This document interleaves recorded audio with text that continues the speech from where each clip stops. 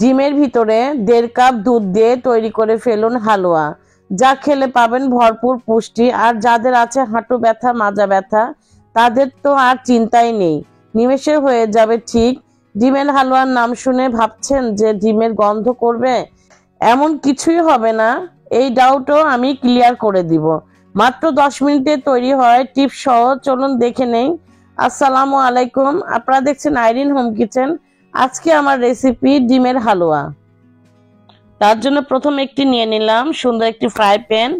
আমি ঢাকনাটা খুলে দিলাম আর নিয়ে নিচ্ছে এখানে 7টা ডিম। আপনারা চাইলে 6টা ডিমেরও করে নিতে পারেন। এভাবে করে আমি 7টা ডিম একটা একটা করে ভালো মতো ভেঙে নিতে হবে। সাবধানে ভাঙতে হবে যেন ডিমের খোসাগুলো যেন না পড়ে, সেদিকে লক্ষ্য রাখবেন। সুন্দর করে ফাটিয়ে নিচ্ছে। এখানে যদি দেশি ডিম হয় তাহলে তো কথাই নেই, ভিটামিনে আরো ভরপুর হবে।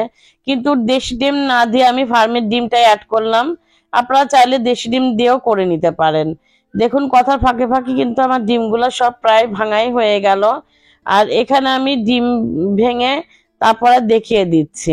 দেখুন আমার 7টা ডিমই কিন্তু অ্যাড করা শেষ। আর এখানে 7টা ডিম দিয়ে কিন্তু ফুল ফ্যামিলির জন্য সুন্দর হালুয়া হয়ে যাবে। ফুল ফ্যামিলি মানে 6-7 জনের জন্য খুব সুন্দর হালুয়া হবে। এখানে আমি দিয়ে দিচ্ছি 1.5 কাপ দুধ।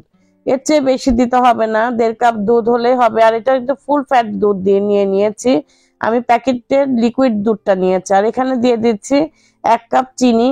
আমি এখানে আরো হাফ কাপের মতো লাগিয়ে দিব, কেননা আমি প্রথমে দিয়ে দিলাম, প্রথম অবস্থায় তো চাখা যাবে না, পরে চেখে আমি চিনিটা অ্যাড করবো। আর এখানে দিয়ে দিলাম ছোট এলাচ 5 থেকে 7টা, একটু থেতো করে নিয়েছি। আর দিয়ে দিচ্ছি 3 টেবিল চামচ সুজি।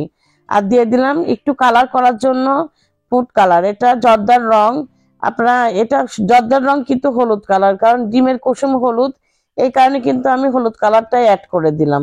আপনারা চাইলে স্কিপ করতে পারেন, কিন্তু কালারটা দিলে দেখতে ভালো লাগবে এই কারণে। আর এখন আমি দেখুন একটা হুইসের সাহায্যে এভাবে ডিমগুলা সুন্দর করে মেল্ট করে নিতে হবে। দুধ এবং ডিম চিনি এত সুন্দর করে মিক্সড করে নিতে হবে, ডিমের যেন কোনো গুটলি ভাব না থাকে। একটু সময় ধরে করতে হবে এই কাজটা, তাহলে কিন্তু হালুয়াটা খুব সুন্দর হবে। আর ডিমটা যদি দানা দানা হয়ে থাকে তখন কিন্তু গোটালো ভাব চলে আসবে হালুয়ার মধ্যে। এই জন্য আমি এটা দানাদার হালুয়াই তৈরি করব, কিন্তু এটা খুব সুন্দর করে করে দেখাবো। আর এই ডিমটা কিন্তু এভাবে করে সময় ধরে গোলাতে হবে। এখনো কিন্তু আমি চুলা অন করিনি, কেননা চুলা না অন করে এটা আমি গুলে নিচ্ছি। দেখুন আমার প্রায় গোলানো শেষ, দেখে বুঝতে পারলেন কিভাবে গুলে নিলাম। এখন আমি চুলাটা ধরিয়ে দিলাম। চুলাটা ধরিয়ে দিচ্ছি, একদম মিডিয়াম আঁচে রাখতে হবে, একদম মিডিয়াম আঁচে রেখে কিন্তু এটা করতে হবে। আর একটা হাতের সাহায্যে এভাবে অনবরত নাড়তে হবে, থামা যাবে না। এই কাজটাই কিন্তু একটু কষ্টকর, তার চেয়ে আর কোনো কষ্ট নেই, খুব নিমেষেই কিন্তু এই হালুয়াটা হয়ে যায়। এই জন্য আমি একটু আপনাদের সময় ধরে দেখাচ্ছি, কেননা এই পয়েন্টটা একটু ভুল হলে কিন্তু হালুয়াটাও কিন্তু দানাদার হবে না, চাপটি লেগে যাবে। এই জন্য একটু সময় ধরে দেখবেন, কষ্ট করে হলেও। দেখুন এভাবে করে আমি নাড়া দিচ্ছি। আমি এভাবে নাড়া দিয়ে আবার কিছুক্ষণ পর আপনাদের দেখাবো, কিন্তু এক কথায় থামাই যাবে না, এভাবে নাড়তেই থাকবেন কিন্তু। আর এই হালুয়াটার কিন্তু প্রথম পরিচয় এটা দানাদার হয়ে যায়, খেতে কিন্তু অসম্ভব মজা লাগে। দেখুন কথার ফাঁকে ফাঁকে কিন্তু আমার দানাদার হয়ে আসতেছে। আর এভাবে করে একটু গুটলি ভাব হলেও কিন্তু হাতা দিয়ে সুন্দর করে গুটিয়ে গুটিয়ে নেবেন। আর দেখুন নিচে যেন ধরে না যায়, এজন্য একটু মোটা পাত্র নিতে হবে। মোটা পাত্র নিলে কিন্তু এটা নিচে ধরে যাবে না। বিশেষ করে ফ্রাই প্যান নিলে তো আরো কথাই নেই। আপনারা কড়াই বা হাঁড়িতেও করে নিতে পারেন, কিন্তু একটু লক্ষ্য রাখতে হবে। আর দেখুন এভাবে করে আমি প্রথম অবস্থায় নাড়া দিয়ে নিচ্ছি। আর এই পর্যায়ে কিন্তু থামা যাবে না, দেখেই বুঝতে পাচ্ছেন অনেকটাই দানাদার হয়ে আসতেছে।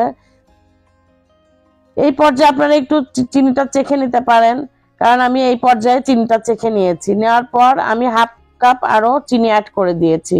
মিষ্টিটা আপনারা বুঝেই দিবেন কে কেমন খান। প্রথম অবস্থায় কিন্তু গরম অবস্থাতে মিষ্টি কম লাগে, ঠান্ডা হয়ে গেলে কিন্তু মিষ্টিটা খুব সুন্দর বোঝা যায়। আর দিয়ে দিলাম এখানে আমি হাফ কাপ গুঁড়া দুধ। অবশ্যই গুঁড়া দুধটা দিবেন, তাহলে খেতে কিন্তু অনেক সুন্দর লাগবে। আর একটু খরচ বেশি, কিন্তু খেতে কিন্তু অসম্ভব। খাওয়ার পরেই বোঝা যাবে হ্যাঁ এটা খরচ করলেও কোনো অসুবিধা নেই। আর দেখুন কতটা সুন্দর এবং কতটা লোভনীয় লাগতেছে এই পর্যাতেই। কিন্তু আমি আরো সময় ধরে এটা করে দেখাবো, কারণ আরো কাজ বাকি আছে। আর ডিমের যেহেতু গন্ধ যেন না থাকে, সেটার দিকে লক্ষ্য রেখে কিন্তু এটা করতে হবে। দেখুন এভাবে অনেকেই কিন্তু বলেন ডিমের হালুয়াতে ডিমের গন্ধ আসে ঠান্ডা বা গরম অবস্থাতে, কিন্তু না, আমি যেভাবে করছি আপনারা সেম প্রসেসেই করেন, কোনো সময়ের জন্য গন্ধ আসবে না। আর এখানে আমি একটু নারকেল কুচি দিয়ে দিলাম, হাফ কাপের মতো, থাকলে অবশ্যই দিবেন, দাঁতের নিচে পড়লে কিন্তু অসম্ভব ভালো লাগে। আমি ড্রাই ফ্রুট অ্যাড করে দিব, কিন্তু এই পর্যায়ে দিচ্ছি না, গার্নিশ করার সময় দিব। আপনারা চাইলে এই পর্যায়েও দিতে পারেন ড্রাই ফ্রুট, কিন্তু আমি এই পর্যায়ে না দিয়ে গার্নিশের সময় দিয়ে দিব। আর নারকেল কুচিটা একটু বেশি দিলাম, কারণ খেতে ভালো লাগবে, এটা কিন্তু ড্রাই ফ্রুটেরও কাজ করে দিবে। আর এভাবে করে দেখুন এই পর্যায়ে এসে আমি কিন্তু নেড়ে যাচ্ছি। এই পর্যায়ে এসে আমি এখানে হাফ কাপ ঘি দিয়ে দিব। এই ঘিটা অবশ্যই দিতে হবে, এখানে কিন্তু অন্য কিছু দেওয়া যাবে না।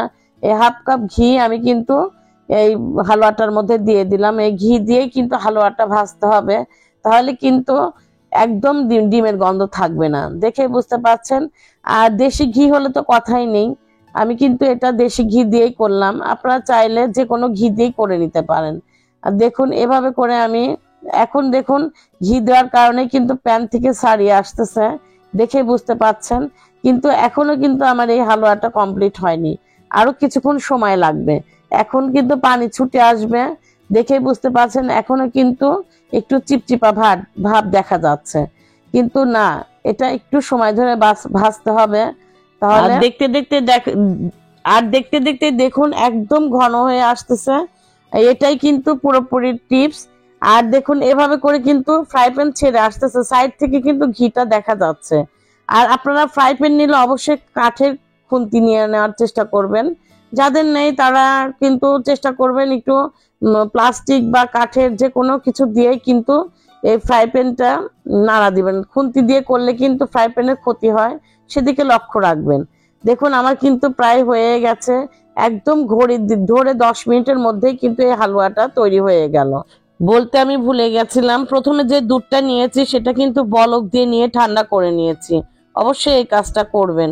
দেখুন আমার কথার ফাঁকে ফাঁকে কিন্তু হালুয়াগুলো একদম অলমোস্ট কমপ্লিট, দেখে বুঝতে পারছেন কতটা দানা দানা হয়েছে এবং এতটা ফ্লেভারফুল বলে বোঝাতে পারবো না। দেখুন খেতে অসম্ভব মজা এবং লুকটা দেখুন কত সুন্দর হয়েছে। আর এখানে আমি সেই করে রাখা কাঠবাদাম, কাজু বাদাম এবং পেস্তা বাদাম দিয়ে দিচ্ছি। এই পর্যায়ে যদি আমার ভিডিওটি ভালো লেগে থাকে তো অবশ্যই একটি লাইক, সাবস্ক্রাইব করে আমার পাশেই থাকবেন এবং কমেন্ট করে জানাবেন কেমন লেগেছে। বাসায় অবশ্যই একবার হলেও ট্রাই করবেন এবং ফ্যামিলিতে সবাইকে খাওয়াবেন। আর এই হেলদি রেসিপিটা অবশ্যই খেলে বুঝতে পারবেন যে হ্যাঁ কতটা মজাদার। আজকে এ পর্যন্তই, আল্লাহ হাফেজ।